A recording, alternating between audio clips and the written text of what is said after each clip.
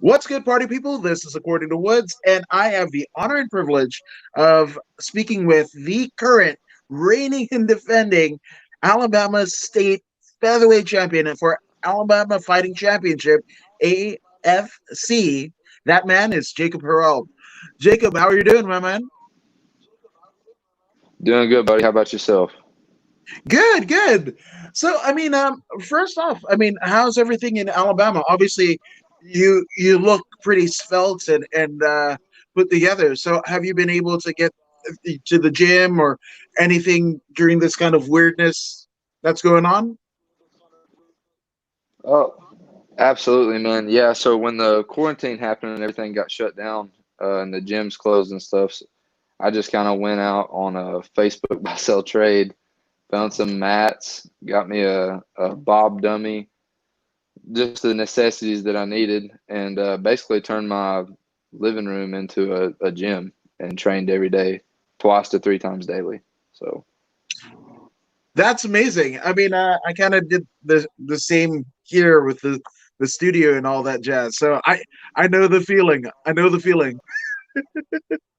I, So, obviously, you're the current AFC champion, right? And but how did you become interested and involved with the sport of mixed martial arts? Because obviously, there's easier ways to make a buck, but what was the start for you? Oh man, I've always been interested in like combat sports. I played football when I was in high school, and after high school, I joined the Marine Corps. And while I was in the Marine Corps, I got interested in mixed martial arts. Once I got out, uh, the person I was with at the time, she knew the promoter, Sam McAlpin, because Sam had fought before. So I hit him up on Facebook one day, and I was like, "Hey man, if you got any fights," because he had a show uh, coming up pretty soon after I got out. And I said, "Hey man, if you got any fights that like fall through, put me in there as a replacement. I'll be more than happy to do it." And he messaged me back and he was like, "Yeah, yeah, come up to the gym sometime and try out." So that's what I done, and I made the team, and here I am. That's cool. And now, how long ago was that? I can't hear you, man. Something happened. I said, how long ago was that? It's not. Can't hear you. Might be the headphones. Let's see. Uh, log out. Uh, let's see. Hold on 1 second. Man.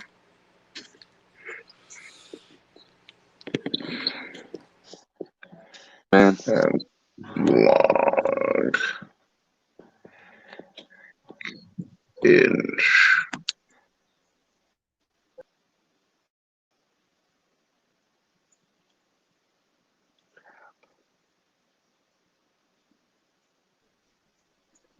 All right. Looked like we had some technical difficulties. Everything good now? Yeah, I can hear now. All right. Excellent. Yeah. So, how long ago was that process for you? Man, it's been about a year and a half, 2 years since that happened. So Well, thank you for your service. That's amazing. But who are some of the names that were kind of that spoke out to you as a young Marine, as a young man, that you were like, yeah, I think I might do that. oh man, well obviously Conor McGregor in the UFC, man, that's probably one of my idols for sure. Um, Yeah, man. I was just a big fan of the sport. Like I'd watch UFC, I would order all the pay-per-views and stuff like that when I was in the Marine Corps, and I just loved the sport. I was just like, when I got out, I didn't have anything to compete in. Like all I was doing was just going to the gym and training, right? So I didn't have football or anything like that. So I was just like, why not? I'm gonna try it out, and ended up falling in love with the sport. That's awesome. Now, in terms of you said you went to that gym and trained after you had messaged that particular promoter. Um, did you have any, like, whether it be grappling experience or hand to hand experience prior to that? Hand to hand, yeah, from like the Marine Corps McMap. McMap is Marine Corps Mixed Martial Arts. But I mean, other than that, not really, man. I had a little bit of kickboxing, but not much. But I love the fact that you're just like, let me let me try it. Let me figure it out. Yeah, man. That's pretty much what it was. And I got in there, and my coach now is Jeff Powell, is one of the best coaches in the Southeast, if not the best. And took me under his wing, and man, he's a an awesome mentor and coach and friend, and he's got me where I am today for sure, along with the rest of my team at PMAC. That's excellent. Now, I mean, did you get a fight on that particular card, or did you have to wait it out? Like, what was the process? Not so I made the team, and my buddy, he ended up being my friend, but the promoter was like, "Nah, man, we got you a fight." And I ended up losing my debut by majority decision.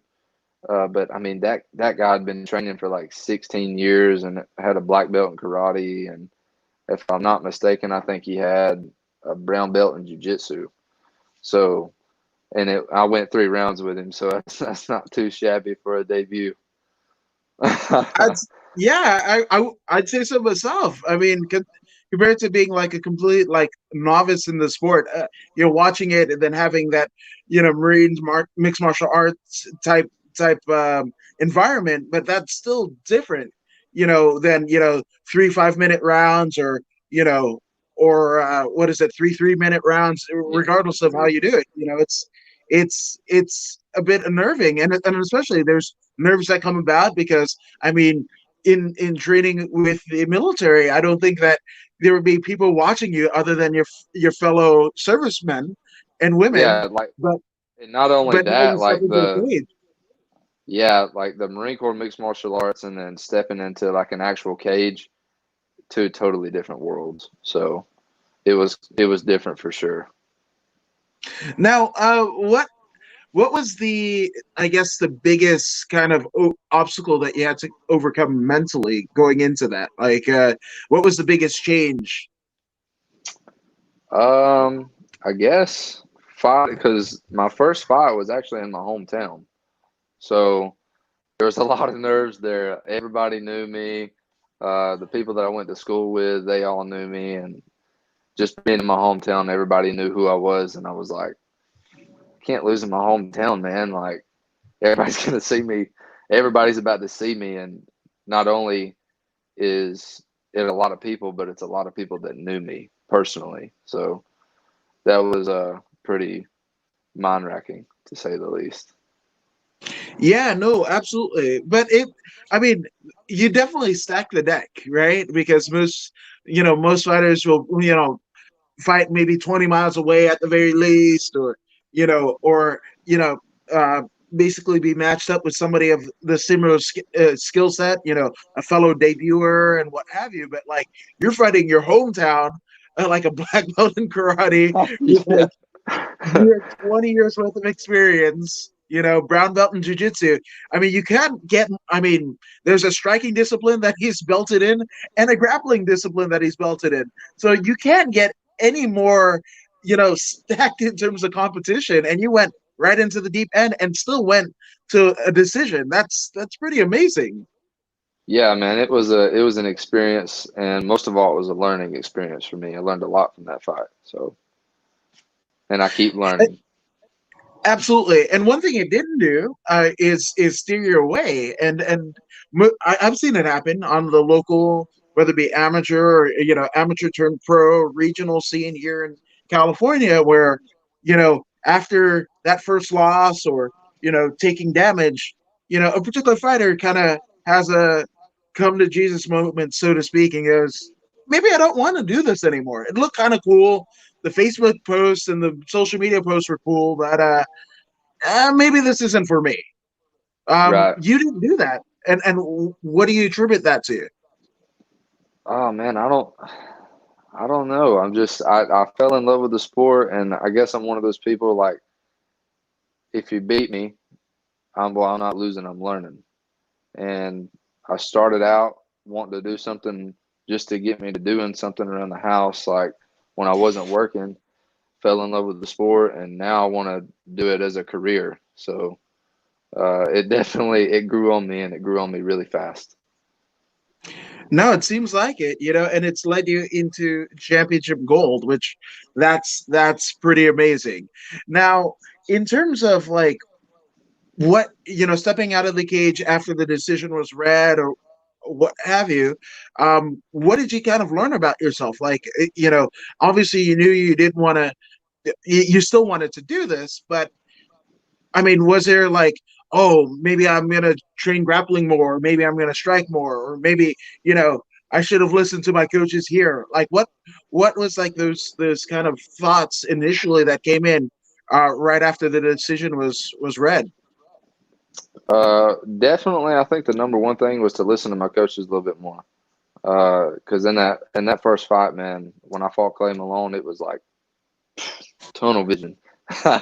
uh, but jujitsu and wrestling, that's what I needed to work on the most, I think. I don't think my striking was as far behind as my grappling and jujitsu was. So that's what I felt I needed to work on, that and listen to my coaches, and we got back into the gym the following Monday.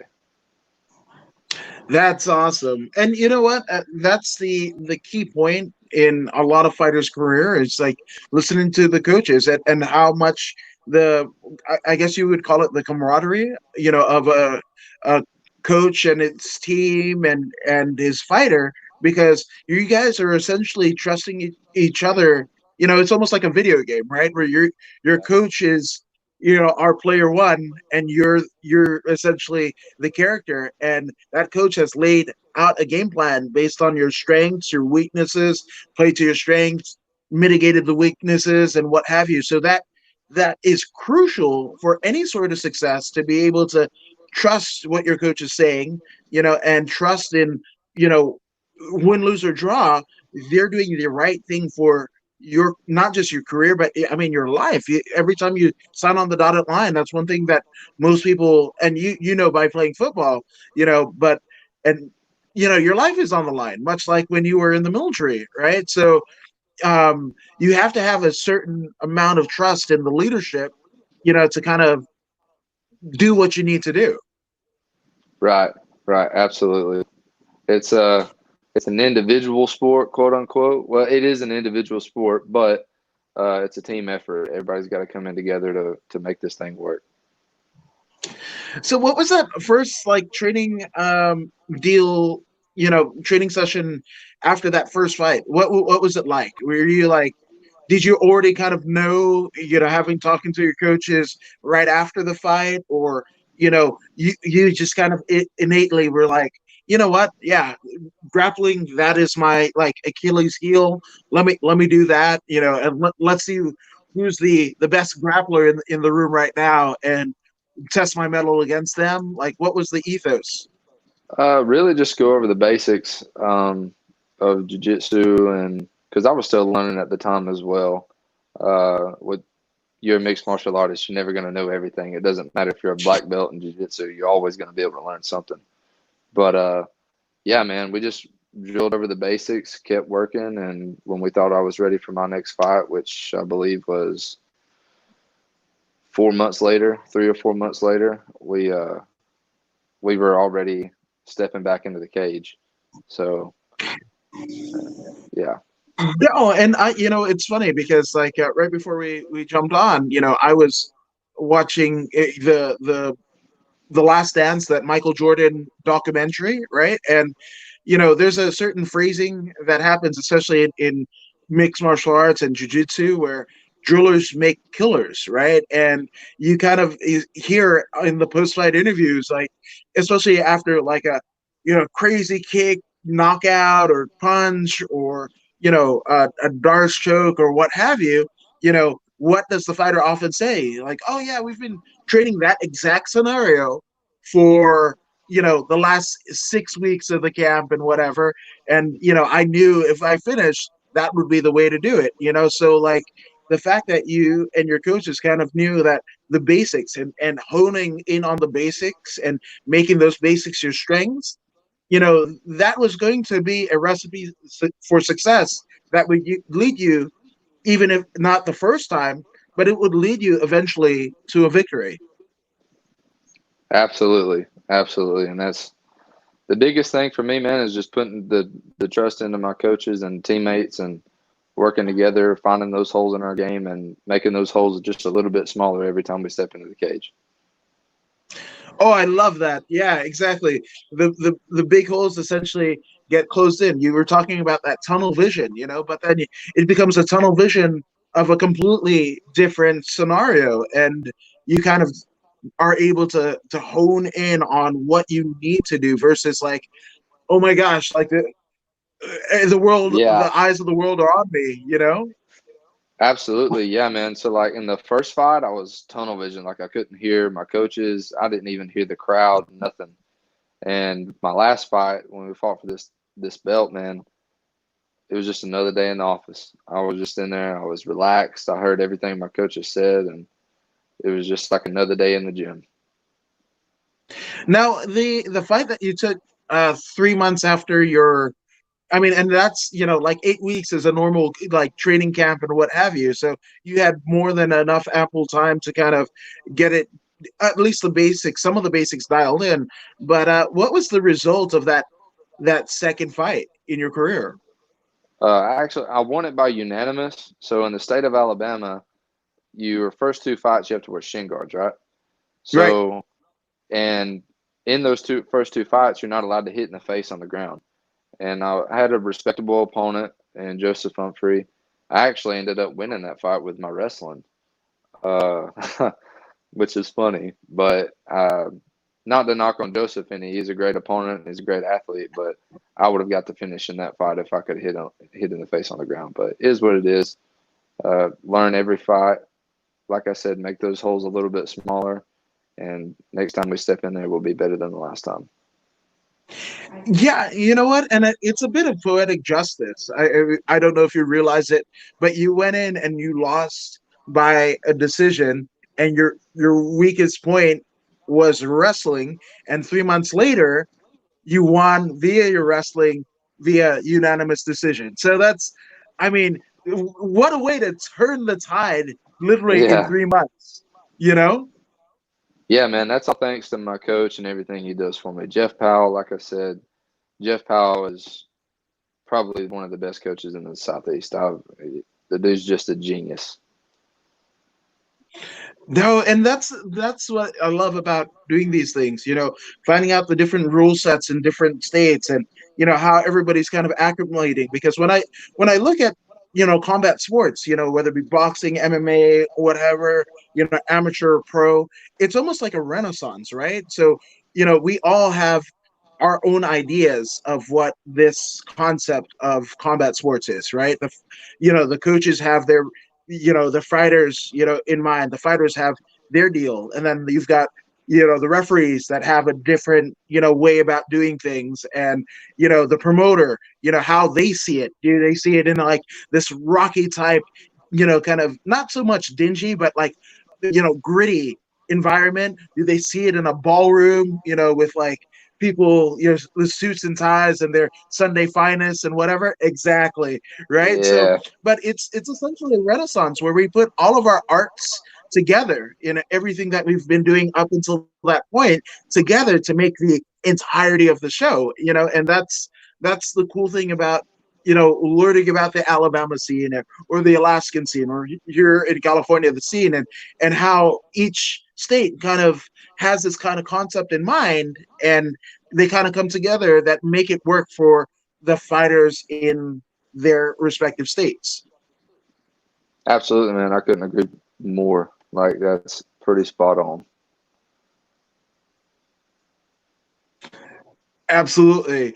So I mean, that's cool. That, I mean, literally, you went from what would have been your Achilles heel to making it your strength in 3 months, right?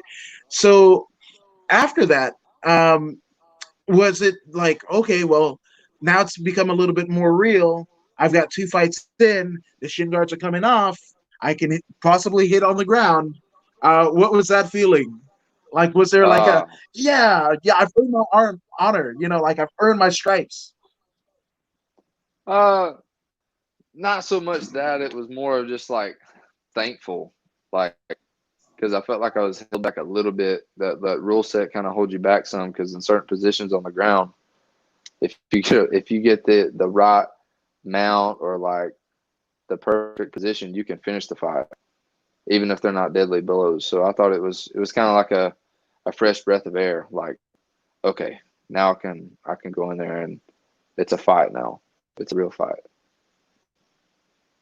No, but I absolutely think that that is I totally understand the reasoning behind it because like we were talking about it, you've got some people, especially at the beginning of their careers or whatever, they're kind of half in, half out, not sure if they want to continue with it or not.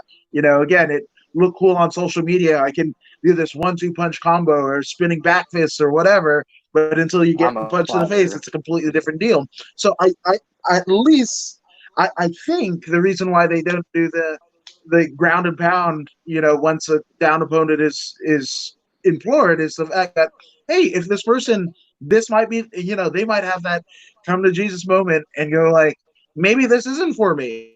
And they realize that Yeah, after they get taken down, for them to stop incurring any more damage so they can go home to their families, I totally get it, yeah, so I get it, but it does hinder, at least some of the growth for the fighter that wins because now when they have the 2+ fights that you need, to not go shin guards, well, it's a whole different rule set, and even the way that you trained in the last 2 fights may not be the same way that you do the next fight. that's a prime example of my next fight. The game plan is completely different than what it was in my previous fight. So like a whole new world. So it's uh it's an interesting game for sure. No, for sure. Well, you remember how I was kind of talking off air that we were going down like literally all of the states in the union and figuring out what the featherweight champions are or whatever. But none other than Alaskan fighting champion, featherweight champion Tyson Duckworth says Duckworth versus Harrell. That could be a cool fight too. Alaska versus Alabama. That could be cool once everything kind of opens up again. Absolutely. Let's see me about agreement. Let's get it done. That'd be awesome, man. Yeah, man. That'd be an honor to do that to represent Alabama and something like that. That would be really cool. Absolutely. And Tyson is a great competitor, and he wears. I mean, he was originally born, believe in kind of like not the Midwest, but I want to say Missouri. Tyson, don't hate me if I mess that up. But he was born down here and then moved up to Alaska when he was like 9, whatever. But he represents Alaska, so I think that's could be a cool fight. And then also, I mean, waiting in the wings somewhere once everything kind of opens up. I mean, Terrion Flash Ware, former UFC veteran, he competed at bantamweight, and he's looking to make the move to featherweight. So a lot of cool, interesting things that get connected, here. So thank you, Tyson, for jumping on. And I mean, the world is kind of open, even though the world is kind of closing. It's kind of opening up. Absolutely, yeah. Yeah, man, we can run that for sure. That would be really cool to do. Tyson, what's his name? Tyson Duckworth. Yeah, man, we can run that sometime. That'd be really cool. Absolutely. I mean, you guys are kind of. He's the Alaskan fighting champion. You're the Alabama. So you both are AFC. I think that's hilarious, and both in featherweight. So again, just some cool stuff that might be there. So if there's a promoter or two, or maybe more, you know what to do. Hey, hey, you got the details. Just put it in writing. Dang right. So you were kind of alluding to the third fight and what essentially happened in the third fight. So go deeper into that.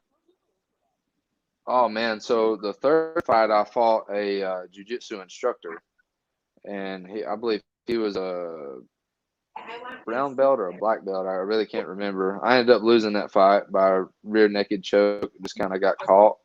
Um, he was pretty good on the feet as well, but I think I edged that one out on the feet. But at the end of the day, I lost that fight. I learned a lot from it. And since then, man, I've just after that fight, that's when I started training 2 to 3 times a day, and it's paid off because these last two fights, the last fight for the belt, it was pretty close. We'll have to run that back sometime, probably for the 155 belt that I will be attempting to claim in October. I'll be the first in AFC history to do that. Um, but yeah, man, I learned a lot from it. In my last two fights, I've won, and I continue to learn and improve. And like I said, make those holes smaller in my game. So I'm getting harder to beat as the days go on. That's awesome. That's awesome. Again, no, I mean that's a tenured vet in the grappling, kind of world. To brown, even if he was a brown belt, that's still one kind of belt away, a few stripes away from a black. And that's at Yeah, least, man. if you're training consistently, like 2 times a week, that's a 7 to 10 year odyssey that you're going on. And Right. the fact that you're able to test your metal against somebody of that grappling caliber, just kind of you know it just kind of speaks to your willingness to just be open to this whole experience and learn from it all. Absolutely, man. Yeah. I love learning. I love the sport. And eventually, I won't be fighting for Amy Gold. One day, I'm going to be fighting for world championships. That's the plan. So uh, I'm in it for the long haul for sure. No, absolutely. And I love the fact that you are staking your claims now, because that's what unfortunately, some fighters, you know, um, I don't want to say forget to do, but it becomes rough, right? Because like you could win a fight, that doesn't mean necessarily that people were going to want to see you, because they want to be able to have an instance where they can hitch their wagon to you, right? And Conor McGregor, when he was in Cage Warriors and did the exact same thing, right? He basically said, "Hey, if you think me winning 2 titles in 2 divisions are cool, but guess what? Wait until I get to the UFC." And he did exactly that. I mean, literally beating two of the all-time greats ever in Jose Aldo and uh, gosh, what Eddie Alvarez, duh, Eddie Alvarez in Oh, Madison Square Garden. he pieced Two of the Alvarez up. Yeah. and I mean he rose to that occasion. But again, he said when he was the Cage Warriors champion, it's like wait until I do that in the UFC, and he did exactly that. Man, all you got to do is believe in yourself. A lot of people tell you that you can't do something, and really all it is just hard work. It doesn't, even Conor McGregor says it's not talent, it's obsession. So if you work for what you want, you can achieve that. And it's not, nothing is impossible. So you can do whatever you want to do. You just got to work for it. And that's what I plan on doing. Absolutely. And Mike Miles Peak jumps in and says, Tyson Duckworth, you're pro. Yes, he is absolutely pro. He is the current reigning and defending Alaskan fighting champion featherweight title holder. So there's that. Okay. So Well, Tyson, we can run it when I go pro. It probably will not be long before I do that. So I'll be more than happy to meet you in the cage when I go pro for sure. excellent. So I mean, in terms of those initial, again, you were watching those fights when you were in the military, and now you're actually doing it and having won a title. you know um is it a matter of like, man, I know so much, like back then I didn't know half of what I know now. But I mean, it's kind of cool that I made that kind of jump and to do the exact thing that my heroes kind of have done. Is there a sense of gratification that comes? You know, Absolutely, man. The more you learn, you just, or for me anyway, the more I learn, the more I want to learn. So it's kind of like a kid in a candy store. You get something and you're like, ooh, like I picked this up. I learned this. That's really cool. But wait, there's more. So I just keep learning every day, and I'll say it once. I said it once, and I said it a million times. I'm just trying to make those holes in my game smaller to make me harder to beat. So absolutely. Now let's talk about the promotion that you're a champion of. What can you tell us about that particular promotion, and I mean any other promotions in that Alabama scene? yeah, man. So August 29th, I'll be fighting for a promotion called Strike Card. They're pretty well put together, good promotion to fight for. But the one I hold the belt in is the AFC, Alabama Fighting Championship, ran by Sam McAlpin.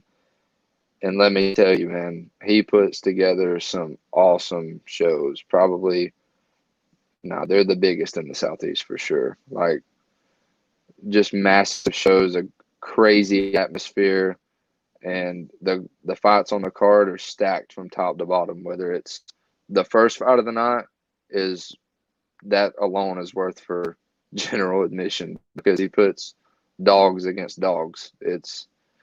He's very good at what he does, for sure.